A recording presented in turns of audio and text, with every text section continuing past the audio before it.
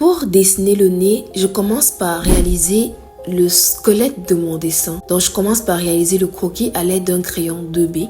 J'ai pris pas mal de temps pour réaliser ce nez parce que je voulais une position particulière pour ce nez. Alors j'utilise un crayon 2B et la gomme estompeur qui me permet d'effacer sans abîmer. À la fin, je vais utiliser l'éponge ainsi que la poudre grise pour étaler et flouter un peu le dessin.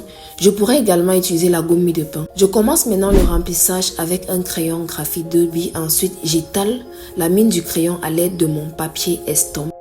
Voilà, je dessine, j'étale dans la direction du crayon. Ensuite, je vais continuer et utiliser maintenant un crayon plus foncé, c'est-à-dire un crayon graphite 2B. Et je vais continuer le processus en fait. Et je m'assure de ne pas couvrir toute la partie parce qu'il faudrait que je crée les dégradés. Il faudrait que l'on voie la partie qui contient du 2B et la partie qui contient du 5B qui a été superposée dessus. De cette façon, je vais obtenir un dessin qui sort du papier. En tout cas, je n'aurai pas un dessin plat. J'étale avec mon estompe à papier encore et je répète le processus, cette fois-ci avec un crayon plus foncé, c'est-à-dire un 8B.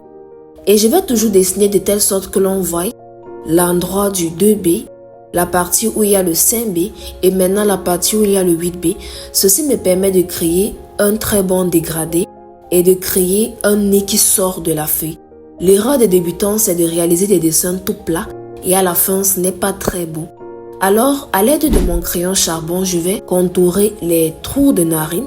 Ensuite, je vais étaler à l'aide d'un pinceau de make-up. Voilà, je vais le faire pour m'assurer que la poudre est étendue partout. Et mon crayon gomme m'aide beaucoup pour nettoyer les contours de mon dessin. Voilà, on ne crée pas les contours de dessin en écrivant un crayon 2B, je sais pas sur les contours. Les contours se créent naturellement en effaçant tout simplement. Et c'est comme ça qu'on obtient un rendu hyper réaliste.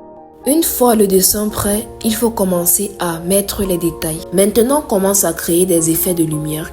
Je commence à absorber l'excès de mine à l'aide de ma gomme mie de pain qui me permet également d'obtenir un nez brillant et à augmenter les effets de lumière en fait.